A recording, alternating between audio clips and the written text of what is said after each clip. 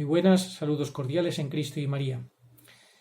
Os cuento unas declaraciones bastante contundentes del obispo Athanasius Schneider. La Iglesia de hoy está arraigada en la masonería, dijo el 2 de noviembre Monseñor Athanasius Schneider. Él describe a la masonería como una anti-iglesia y como la iglesia de los enemigos de Cristo, explicando que sus miembros no están contra la religión en general, sino contra la unicidad y exclusividad de Jesucristo, su iglesia y la revelación divina. Los masones no quieren saber nada de que Jesucristo nos haya revelado el rostro de Dios, la verdad y cómo hemos de vivir. Eso no, ellos prefieren su propia verdad, al margen de Jesucristo. Según Schneider, los modernistas del siglo XX siguieron un pensamiento similar al de los masones, sin ser necesariamente miembros. Él observó que la infiltración de la Iglesia por el modernismo alcanzó su pico en el Concilio Vaticano II, 1962 al 65, y que esta asamblea fue utilizada para promover el pensamiento masónico naturalista, antropocéntrico y relativista. Después del concilio, los modernistas e incluso verdaderos masones accedieron a altos puestos en la Iglesia. Desde luego, a partir del Concilio Vaticano II, está claro que la Iglesia estaba asfixiada por la presión de los masones ya en altos cargos, en altas posiciones, bien ubicados, y por eso Juan Pablo II sufrió tanto. Se dice que Juan Pablo I fue asesinado, hay muchos indicios, y la presión que sufrió Juan Pablo II pues le dificultó muchísimo su pontificado, y también sufrió las presiones de Monseñor Lefebvre, o sea, presiones de los masones y presiones de Lefebvre. Realmente fue muy difícil el pontificado de Juan Pablo II, y luego Benedicto XVI, fijémonos si fue difícil, que él desde el primer día ya advirtió que tenía miedo a los lobos, que rezáramos por él para que no huyera por miedo. Finalmente tuvo que echarse a un lado y tuvo que sufrir ese golpe de estado masónico con esa renuncia que muchos consideramos que fue inválida por muchas razones que ya se han expuesto repetidas veces. Asimismo, consideramos que Benedicto nos está diciendo de la manera que él puede que él sigue siendo el único papa reinante, por la forma en que declaró su renuncia, por la forma en que sigue vistiendo con las vestiduras papales, haciéndose llamar Benedicto, llevando el anillo de pescador, dando la bendición apostólica, firmando PP, Pastor Pastorum, en el último libro, Per Amore, así firmó, cosa que Francisco Bergoglio nunca firma con PP en sus documentos, lo cual es algo muy llamativo y muy indicativo de la realidad que estamos viviendo. Pero estos son temas que conviene estudiar a fondo. Hay muchos estudios al respecto y ya depende cada uno que lo quiera estudiar o no.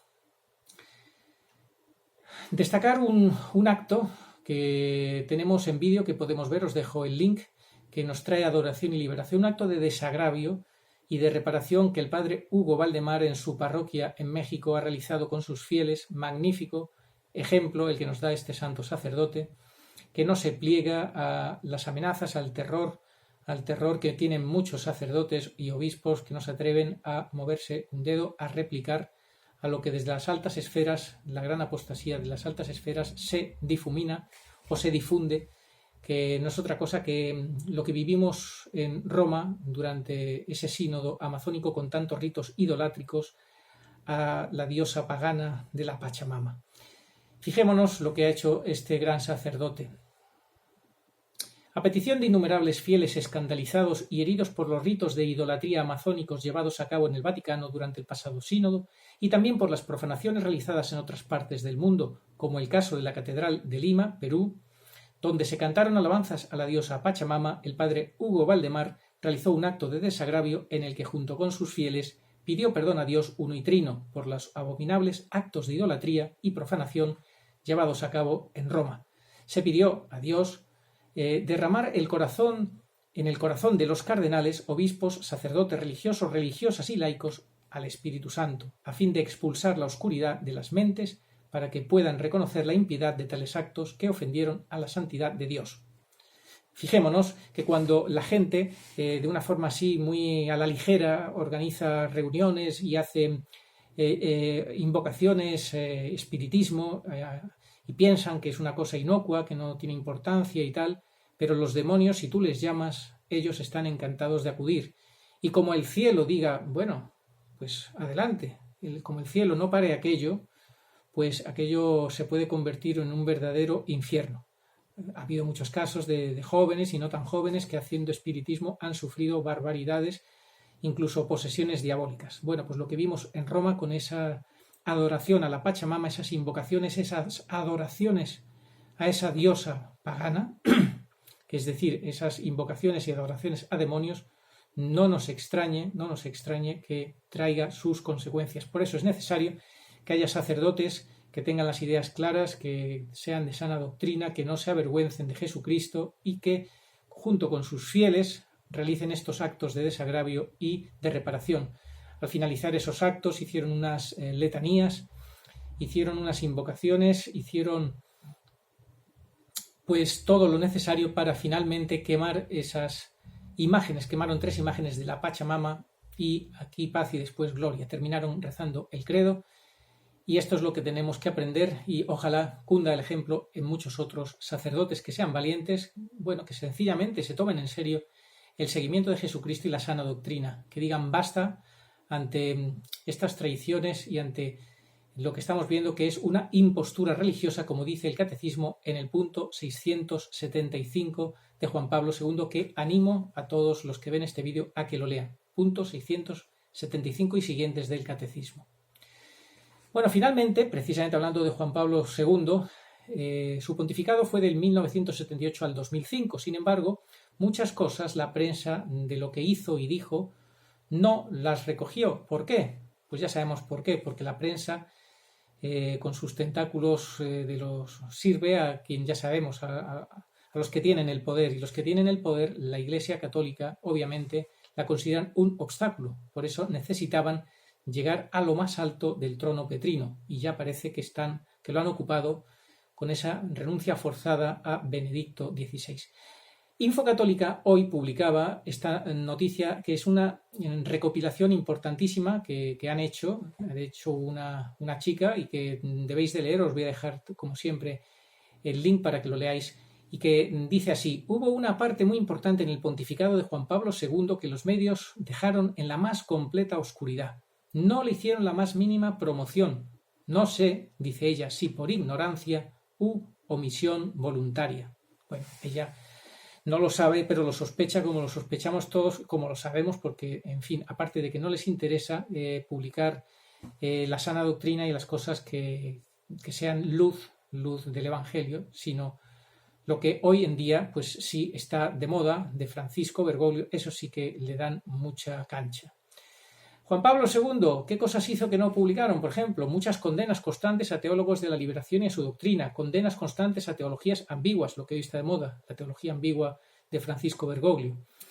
Animó pues Juan Pablo II al uso del hábito religioso. Ahora Francisco Bergoglio se jacta de que la sotana ya no se use, dice que ya era hora que pasara de moda. Juan Pablo II corrige ambigüedades y exageraciones del llamado Consejo Pastoral de los Países Bajos en cuanto a la Eucaristía, la confesión, el sacerdocio, la catequesis, el ecumenismo. Estamos hablando de los primeros años.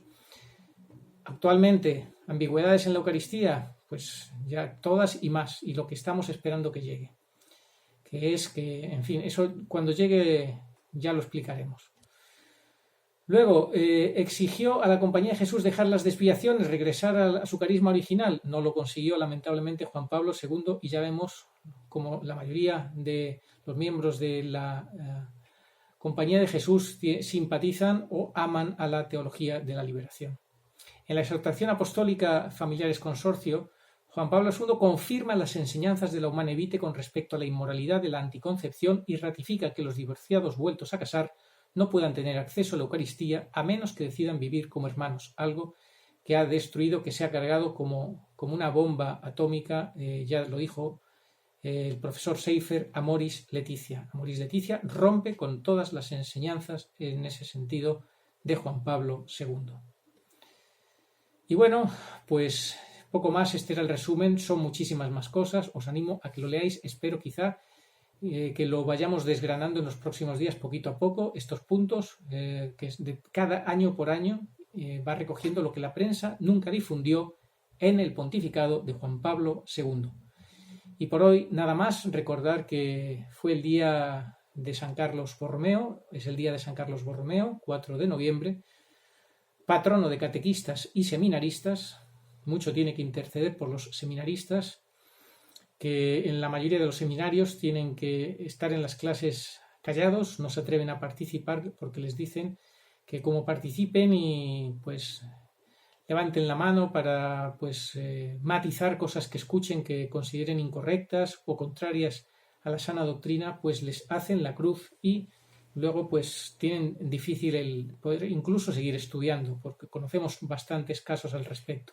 Por eso tenemos que pedir que San Carlos Borromeo interceda para que primero las enseñanzas en los seminarios sean adecuadas, que es algo que desde los años 70 ya nos advertía Monseñor Michelini que estaban infestados de modernismo y de herejías, y bueno, también por los catequistas que tienen esa misión de catequizar para que estén también muy bien formados los catequistas y enseñen auténticamente el Evangelio y la sana doctrina, no lo que hoy en día estamos viendo que es un anti-evangelio, pues por todas las razones que hemos ido comentando y que seguiremos comentando y que están a la luz del día, y que bueno, el propio Monseñor Athanasius Schneider ha sido tan directo cuando ha dicho que la Iglesia de hoy está arraigada en la masonería y la masonería está condenada por la Iglesia, por todos los papas, incluso para que no digan que esto era anterior